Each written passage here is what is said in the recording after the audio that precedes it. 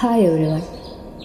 വായിച്ച പുസ്തകങ്ങളിൽ വെച്ച് ഏറ്റവും അധികം മനസ്സിനെ മുറിവേൽപ്പിച്ചൊരു പുസ്തകമാണ് ഞാൻ നുജൂത് വയസ്സ് 10 വിവാഹമോചിത. ഈ പുസ്തകത്തിൻ്റെ കഥാനിരൂപണത്തിലേക്ക് കടക്കാം. യമനിലെ നിലവിലുള്ള വിവാഹ വ്യവസ്ഥിതിയെ തന്നെ മാറ്റിമറിക്കാൻ കാരണമായ ഒരു കൊച്ചു പെൺകുട്ടിയുണ്ട്. യുദ്ധങ്ങളും കലാപങ്ങളും ദാരിദ്ര്യവും നിറഞ്ഞ യമനിലെ കാജി എന്ന കുഗ്രാമത്തിൽ വളർന്ന് 9ാമത്തെ വയസ്സിൽ മാതാപിതാക്കളുടെ നിർബന്ധത്തിന് വഴങ്ങി വിവാഹിതയായി. തൻ്റെ 10ാമത്തെ വയസ്സിൽ വിവാഹമോചനം നേടി ലോകത്തിലെ തന്നെ ശൈശവ വിവാഹങ്ങൾക്ക് തിരിച്ചറിവിൻ്റെ ജ്വാല പകർന്ന നുജൂത് അലി. അവളുടെ ജീവിതകഥയാണ് ഞാൻ നുജൂത് വയസ്സ് 10 വിവാഹമോചിത. നുജൂത് അലിയും ഡെൽഫി മിനായും കൂടിച്ചേർന്നെഴുതിയ ഈ പുസ്തകം ലോക ചരിത്രത്തിൽ തന്നെ വലിയ സംഭവമായി തീർന്നു. യമനിലെ യാഥാസ്ഥിതിക കുടുംബത്തിൽ അലി മുഹമ്മദ് ഷോ ദമ്പതികളുടെ മകളായിരുന്നു നുജൂത്. അവളെ വിവാഹം കഴിച്ചയക്കുമ്പോൾ അവൾ ഋതുമതി പോലുമല്ലായിരുന്നു. വിവാഹ ജീവിതം എന്താണെന്ന് പോലും അറിയാത്ത പ്രായത്തിൽ തന്നേക്കാൾ ഒരുപാട് പ്രായം കൂടിയ ഒരു മനുഷ്യൻ്റെ ഭാര്യയാകേണ്ടി വന്ന ഹതഭാഗിയായ ഒരു പെൺകുട്ടിയാണവൾ. തൻ്റെ ഉമ്മയുടെ 15ാമത്തെ സന്തതി. 9ാമത്തെ വയസ്സിൽ ഫൈസ് അലി താമീർ എന്ന 31 വയസ്സുകാരൻ്റെ ഭാര്യയായി. ആദ്യ രാത്രിയിൽ തന്നെ അയാൾ അവളെ ക്രൂരമായി മാനഭംഗപ്പെടുത്തി. രാത്രികളിൽ അയാളെ ഭയന്ന് അവൾ വീടിനു ചുറ്റും ഓടുമ്പോൾ ഭീഷണിപ്പെടുത്തിയും ശാരീരികമായി ആക്രമിച്ചും അയാൾ അവളെ കിടപ്പുമുറിയിലേക്ക് വലിച്ചിഴക്കുന്നത് പതിവായിരുന്നു. അവളുടെ യാതനകളും ദുരിതങ്ങളും അനുഭവങ്ങളുമായിരുന്നു ആ പുസ്തകം. ഈ പുസ്തകം വായിച്ചപ്പോൾ എൻ്റെ മനസ്സിൽ വന്നൊരു സിനിമാ ഗാനം ഇതാണ്. ഇങ്ങാട്ട് നോക്കണ്ട കണ്ണുകളെ, കാണുവാനേടൊരു കുന്തവുമില്ല. ഇങ്ങാട്ട് പോരണ്ട കാലുകളെ, ആർക്കും ഇന്നേതൊരു ദണ്ണവുമില്ല. നാടല്ലേ നാട്ട് നടപ്പിതല്ലേ, വീടല്ലേ വീട്ട് വഴക്കമല്ലേ. നൊന്താലും സ്നേഹത്താലോടലല്ലേ, മണ്ണോളം താഴാൻ പഠിച്ചിടേണ്ടേ.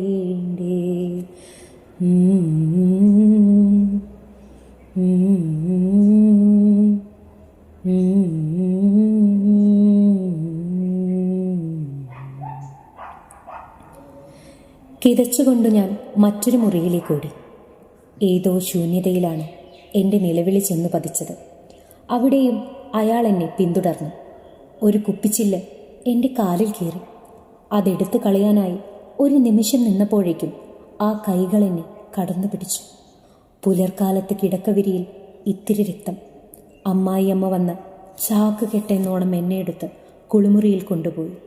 മുബാറക് എന്ന് പറഞ്ഞ് വെള്ളമൊഴിക്കുന്നു. വേണ്ട വിധത്തിൽ എനിക്ക് ആലോചിക്കാനാകുന്നില്ല. ശരീരം തണുത്ത് വിറയ്ക്കുന്നു. ഞാൻ വളരെ ചെറുതാണെന്ന് തോന്നുന്നു. എൻ്റെ ഉമ്മ എത്ര അകലെയാണ്. അബ്ബ എന്നെ ഇങ്ങനെ കല്യാണം കഴിപ്പിച്ചത് എന്തിനു വേണ്ടിയാണ്?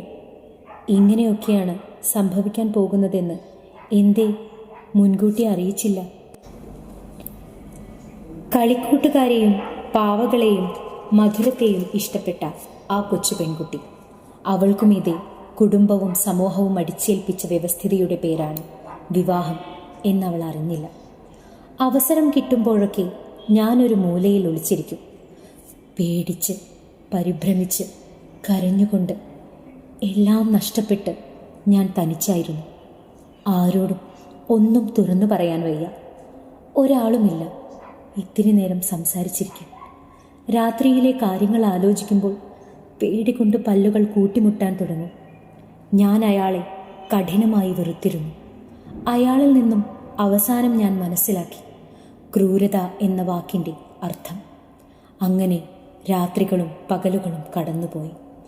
ദിവസങ്ങളുടെ എണ്ണം കൃത്യമായി ഓർക്കാനാവുന്നില്ല. ദിവസവും രാത്രി അയാൾ ക്രൂരമായ പീഡനങ്ങൾ നടത്തിക്കഴിയുന്നതോടെ എൻ്റെ ഉറക്കം കൈവിട്ടു പോയിരിക്കും. പകലാകട്ടെ ദിവസം മുഴുവൻ അമ്മായി അമ്മയുടെ കൽപ്പനകൾ. കറിക്കു മുറിക്കണം, കോഴികളെ തീറ്റണം, നിലം തുടച്ച് മിനുക്കണം, പാത്രങ്ങൾ കഴുകണം. അല്പസമയം വെറുതെ ഇരുന്നാൽ അമ്മായിയമ്മ പാഞ്ഞെത്തും, മുടിയിൽ പിടിച്ചു വലിച്ച് എഴുന്നേൽപ്പിക്കും. എല്ലാ ദിവസവും എൻ്റെ മുഖത്തും കൈകളിലും കാണാം പുതിയ പുതിയ അടിപ്പാടുകൾ, മുറിവുകൾ, അതിനു പുറമെ നീറ്റലുകൾ. ദേഹം മുഴുവൻ വൃത്തികെട്ടതായ പോലെ തോന്നിപ്പോകും. വിവാഹ സൽക്കാരത്തിന് സ്വന്തം വീട്ടിലെത്തിയ നുജൂദ് അവളുടെ ദുരന്തത്തിൽ നിന്നും പുറത്തു കടക്കാനുള്ള ശ്രമം നടത്തുന്നു. റൊട്ടി വാങ്ങാൻ കൊടുത്ത ചില്ലറകൾ കൊണ്ട് നുജൂദ് പോയത് കടയിലേക്കല്ല, കോടതിയിലേക്കാണ്. കോട്ടിട്ട ആളുകൾ തന്നെ ശ്രദ്ധിക്കാതെ നടന്നു നീങ്ങുമ്പോൾ താൻ വെറും കടുകുമണിയോളം ചെറുതാണെന്ന് നുജൂദ് തിരിച്ചറിയുന്നു. അവിടെ കാണുന്ന സ്ത്രീയോട് ജഡ്ജിയെ കാണണമെന്നവൾ ആവശ്യപ്പെടുന്നു. എനിക്ക് വിവാഹമോചനം വേണം എന്നവൾ കോടതിയിൽ ജഡ്ജിയോട് പറയുമ്പോൾ നെടുങ്ങിയത് ജഡ്ജിയും ചുറ്റുള്ളവരും മാത്രമല്ല, ഈ ലോകം തന്നെയാണ്. നീ ഇപ്പോഴും കന്യകയാണോ? 10 വയസ്സ് മാത്രം പ്രായമുള്ള ആ കൊച്ചുകുട്ടിയോട് കോടതിയിൽ വെച്ച് ജഡ്ജി ചോദിച്ചു.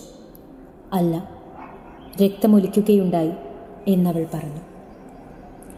ശൈശവ വിവാഹത്തിൻ്റെ കാഠിന്യം ഇത്രയും കർക്കശമായി ലോകത്തോട് വിളിച്ചു പറയാൻ ധൈര്യം കാണിച്ച മറ്റൊരു പെൺകുട്ടി ലോക ചരിത്രത്തിലില്ല.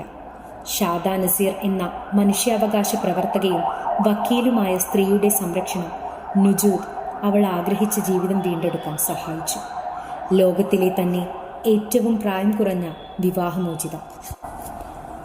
അങ്ങനെയാണ് യമനിലെ പെൺകുഞ്ഞുങ്ങളുടെ വിവാഹപ്രായം 15-ൽ നിന്നും 17 പ്രഖ്യാപനം വരുന്നത്. വിവാഹമോചന വിധി വായിച്ച് കേൾപ്പിക്കുമ്പോൾ സന്തോഷം കൊണ്ട് തുള്ളിച്ചാടിയ 10 വയസ്സുകാരി നുജൂദിനോട് എന്ത് തോന്നുന്നു എന്ന് ചോദിച്ചപ്പോൾ അവൾ പറഞ്ഞതിങ്ങനെയാണ്: ചോക്ലേറ്റും കേക്കും തിന്നാൻ തോന്നുന്നുണ്ട്, കുറച്ച് കളിപ്പാട്ടങ്ങൾ വാങ്ങണം. പ്രായമാകുമ്പോൾ ഞാൻ ഷാദയെപ്പോലെ ഒരു വക്കീലാകും. എന്നെപ്പോലുള്ള മറ്റു പെൺകുട്ടികളുടെ അവകാശങ്ങൾ സംരക്ഷിക്കും. എനിക്ക് സാധിക്കുമെങ്കിൽ ഞാൻ നിർദ്ദേശിക്കും പെൺകുട്ടികളുടെ വിവാഹപ്രായം 17 ആക്കണമെന്ന്. നുജൂദ് അവളുടെ ആത്മകഥയിൽ എഴുതിയ വാക്കുകളാണിത്. മനക്കരുത്തിൻ്റെ, ആത്മധൈര്യത്തിൻ്റെ അന്താരാഷ്ട്ര ബിംബമായി ദ ന്യൂയോർക്ക് അവളെ വിശേഷിപ്പിച്ചതിൽ അത്ഭുതമില്ല. അസ്വാതന്ത്ര്യത്തിൻ്റെ അടച്ചിട്ട മുറികളിൽ നിന്നും സ്വാതന്ത്ര്യത്തിൻ്റെ നെറുകയിലേക്ക് ഇച്ഛാശക്തി കൊണ്ട്, ആത്മധൈര്യം കൊണ്ടും അടയാളപ്പെടുത്തിയവൾ. ആരോടും പറയാതെ വീടിൻ്റെ ഉള്ളിൽ ഒതുങ്ങിക്കൂടുന്ന കുറേ പെൺകുട്ടികൾ ഇപ്പോഴുമുണ്ട് നമ്മുടെ കൂട്ടത്തിൽ. വീട്ടുകാരുടെ നിർബന്ധത്തിനു വഴങ്ങി സ്വന്തം സ്വപ്നങ്ങളും ആഗ്രഹങ്ങളും ആർക്കോ വേണ്ടി മാറ്റിവെച്ച ചില ചങ്ങലകളിൽ ബന്ധിതയാകുന്നു. സമൂഹവും വീടും അവളുടെ മേൽ അടിച്ചേൽപ്പിച്ച ഈ വിവാഹ വ്യവസ്ഥ കാരണം. ഞാൻ നുജൂദ് വയസ്സ് 10 വിവാഹമോചിത എന്ന ഈ പുസ്തകം വായിക്കുമ്പോൾ എൻ്റെ മനസ്സിലേക്ക് ഖലീൽ ജിബ്രാൻ പറഞ്ഞിരുന്ന പ്രശസ്തമായ വാക്കുകളാണ് കടന്നു വന്നത്. വാക്കുകൾ ഇപ്രകാരമാണ്: നിങ്ങളുടെ കുഞ്ഞുങ്ങൾ നിങ്ങളുടെ കുഞ്ഞുങ്ങളല്ല, അവർ നിങ്ങളിലൂടെ വന്നു. പക്ഷേ നിങ്ങളിൽ നിന്നല്ല. അവർ നിങ്ങളോടൊപ്പമാണെങ്കിലും നിങ്ങളുടെ സ്വന്തമല്ല. നിങ്ങൾ നിങ്ങളുടെ സ്നേഹം അവർക്ക് നൽകുക, പക്ഷേ നിങ്ങളുടെ ചിന്തകളരുത്. കാരണം അവർക്ക് സ്വന്തം ചിന്തകളുണ്ട്. നിങ്ങൾക്ക് അവരെപ്പോലെയാകുവാൻ യത്നിക്കാം, പക്ഷേ അവരെ നിങ്ങളെപ്പോലെയാക്കുവാൻ ശ്രമിക്കരുത്. കാരണം ജീവിതം പുറകോട്ട് പോവുകയോ ഇന്നലെയോടൊപ്പം താങ്ങി നിൽക്കുകയോ ചെയ്യില്ല.